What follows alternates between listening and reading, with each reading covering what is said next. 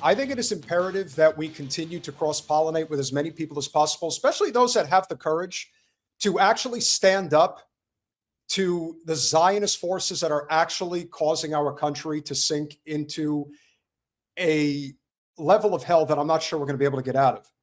And that, of course, is Ben Shapiro and Glenn Beck. These two young men really had it in them to just say, look, let's get labeled. Let them come after us. But we have a country here that we're trying to save. So we're going to play the first one, which we've played before. And this is a reminder of what happens if you choose to challenge power and how the reactions are going to come. So first, here is Mr. Rudd confronting Lil Ben Shapiro. Did you call irrelevant the Israeli attack in 1967 on the USS Liberty, which left dozens of American servicemen dead and hundreds wounded?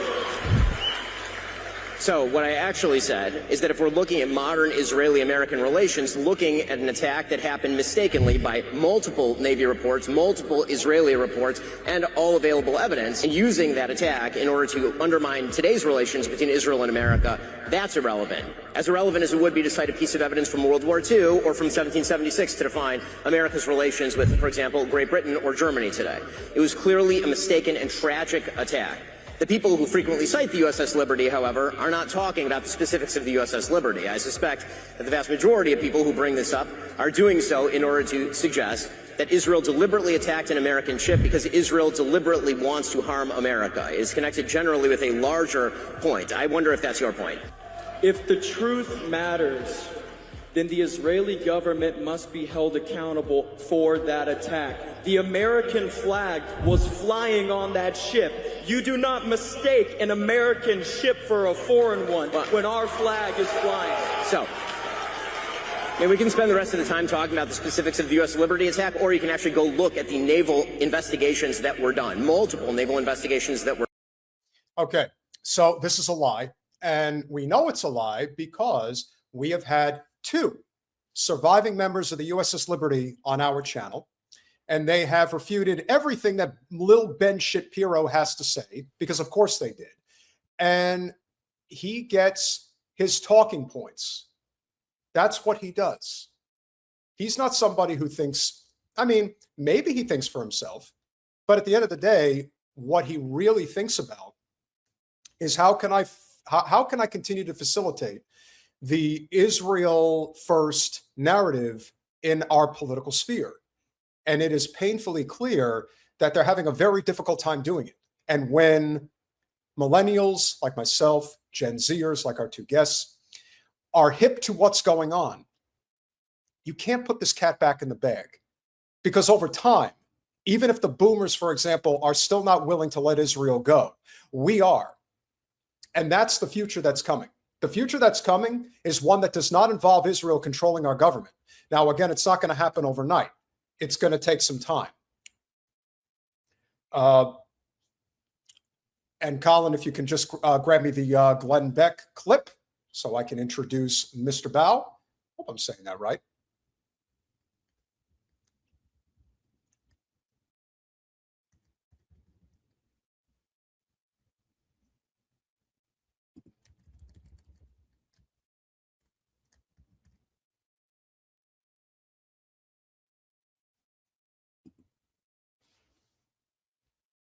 You got it, Colin?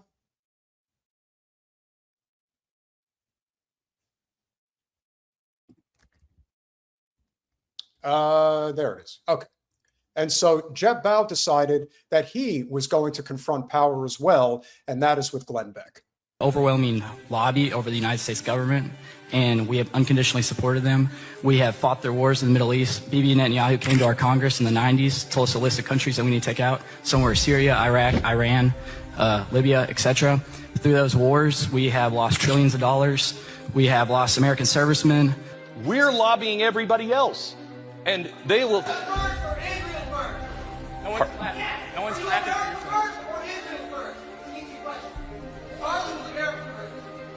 Charlie was starting to notice about the Israel lobby. Could I answer my question? Could I answer the question, please? You dare. You're talking about one thing they don't teach in school? They don't teach about the USS Liberty. where Israel literally came, blew up an American ship because they want us to get in their war with Egypt, and they don't teach that in school. I mean, I'm just saying. Okay, thank you. Thank you for your question. I have a question. Why is there this societal taboo around criticisms of Israel? For example, AIPAC doesn't have to register as a foreign lobby, but like the Australia lobby does. And his jacket That should be changed. That should be corrected. Look, Okay, you know what? And here's the thing, and this is the perfect segue into our guests. Glenn Beck, who I don't think is genuinely a bad guy. I think he's a weird guy, but I don't think he's evil like Ben Shapiro is. You think you're better than me, Paul? You think you're saying you're hanging there all day, you're higher than me, you're better than me? Yeah, well, I don't miss you. You're not. I'm a fighter. I can think. Yeah, you are not better than me at all. Yeah, I'll teach you.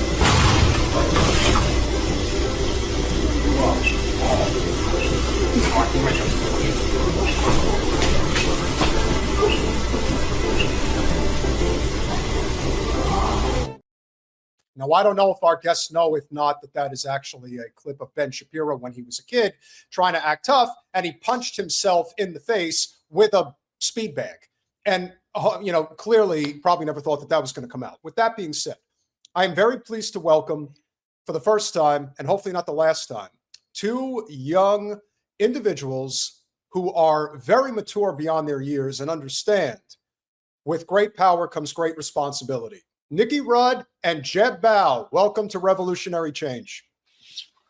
Thank you for having me on. Hey, Peter, how's it going? You're on mute, Nicky. Oh, come on, man. Can you hear me now? Something about doing live streams. We always get caught up in situations where, there you go. I think you're good. Try it now. Can you hear me now? Yes, I can. There you go. Yeah, perfect. Thank you for having us on, Peter. Appreciate you, man. Gentlemen, first and foremost, thank you for doing what I would absolutely do if I was in your position. I've been to one Turning Point USA event. It was in Tampa. This was, I want to say 3 years ago.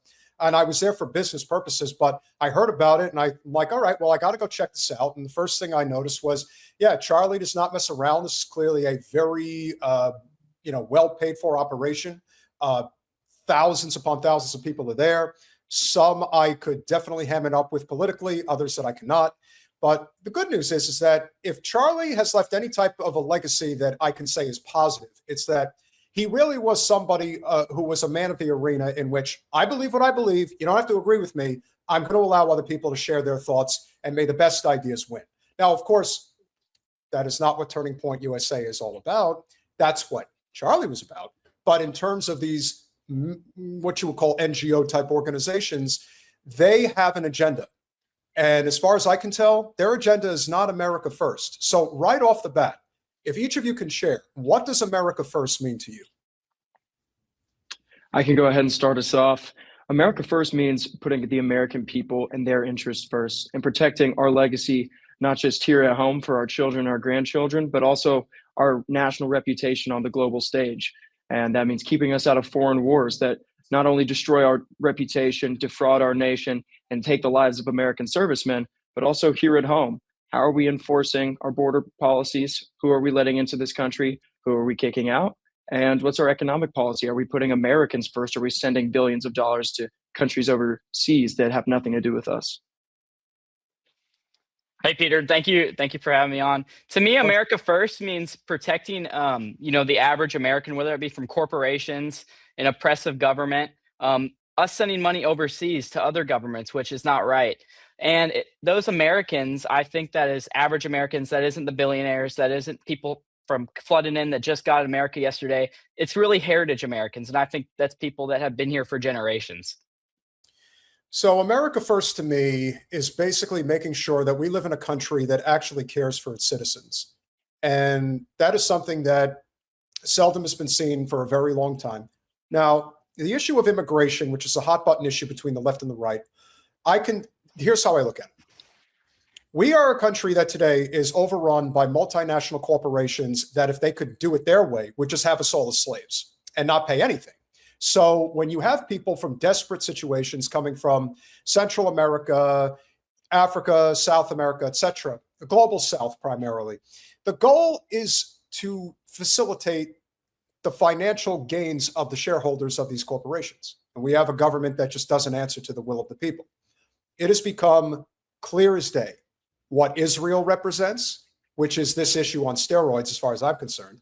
And you have people, as we were discussing earlier, that are at these events that clearly are Israel first, clearly are probably not from this country, basically saying that we run this country, we own this country. Oh, you know what? Right now, they kind of do. But that doesn't mean that that's what the future is going to be like. So in terms of what the future is going to look like, how are you guys involved politically?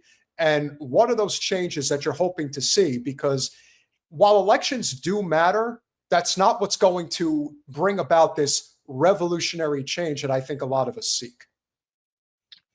I would say that it starts with people having the courage and the conviction to stand up for their beliefs. Freedom of speech is the essential right of every American, and it's time we actually exercise that. Whether that's going to be to the detriment of our reputation or not, it doesn't matter at this point when you have a country to save. You got to be willing to stand up against the fire. So it starts with people like myself and Jeb and you speaking the truth, not being afraid of the consequences. And then outside of that, getting involved locally, because locally, that is how you spark change, a fire that will spread across the nation. It's very important to get involved in national elections, of course, yes, but I think we all kind of feel the same way that it doesn't matter which wing of the bird we elect, we're getting the same exact being, the same exact thing. So it's more important right now that we change the hearts and minds of the Americans around us versus focusing on, is it going to be Donald Trump or Marco Rubio that, is the next president? Yeah, I completely agree. I think the more people that talk at these events, especially these Turning Point USA events, it kind of creates like a snowball effect. So more people will talk about, they see someone else talk about it. I think that is very crucial. I also think debating, engaging in political discourse with everyone is important. I've been on a lot of shows, whether I disagree with them, agree with them, and you can find a lot of common ground between people. And I see the battle like everyone faces. We see a lot of the same problems. Obviously, we have different solutions, but I really see it as one struggle. I would definitely agree that it's at the point now where we cannot be getting divided on issues that, for example, what happened in Minnesota earlier today, what's happening every day when it comes to cost of living. I would just say, being as young as you guys are, when you're trying to find a career path that you really want, we're at a point now where you want to buy a home, you want to have a car, those things are becoming kind of a foreign concept. That's a huge part of this problem. And I worry because for me, I'm not in a position anymore, thankfully, where I've had to live hand to mouth. I've done it for years. And I don't wish that on anybody. And one of the reasons why we have that is we do live in a country where the rule of law just doesn't exist anymore. And so now we have to ask ourselves, how are we going to make that change going forward? So the perception that so much of Gen Z in particular is very, we'll say socialist, for example. I just think that there is this kind of this pro-America, like we have to save our country type of attitude that is probably bigger than any specific ideology that is growing. Do you find that in your circles, whether in high school or now in college, where that is more of the norm and less so than kind of the TikTok, Instagram environment that we see online that only wants to highlight maybe the best of the best of the worst of the worst and not showing the everyday kind of communications that are going on? What has that been like, having those conversations and where people generally stand, especially in this moment? I would agree with the assessment that young people, whether they're right-leaning or left-leaning, feel a sense of urgency to save the country. I believe Gen Z, perhaps millennials are the first, but I believe it's Gen Z is the first generation that on average believe the country is going to be worse off for them in their lifetimes than it was for their parents. And this sparks a sense of urgency, like I already used, but also like we have to fight right now where there's going to be nothing left for ourselves and our posterity. And whether it is a right winger like myself or some left wingers I know as well, we do actually align on some of these issues, whether it's Israel, some of the economic issues that are going on. We feel like if we don't stand up right now to fight for the country and for the nation, then there's not going to be anything left. So I do agree with you that there is a sense among the youth that we're going to stand up and fight and we don't have any time. Yeah, I think the modern America, I see a lot of similarities between like a modern America today and Weimar Republic. I mean, we have mass degeneracy. The left and the right are so divided, and they want to keep the left and the right divided. But I would say most of Gen Z, especially where I'm in North Dakota, it's right leaning, especially among white men. But I think there's a common ground, definitely. But I think the biggest issue that people see is Israel and demographics change. I think those are the two biggest issues in America.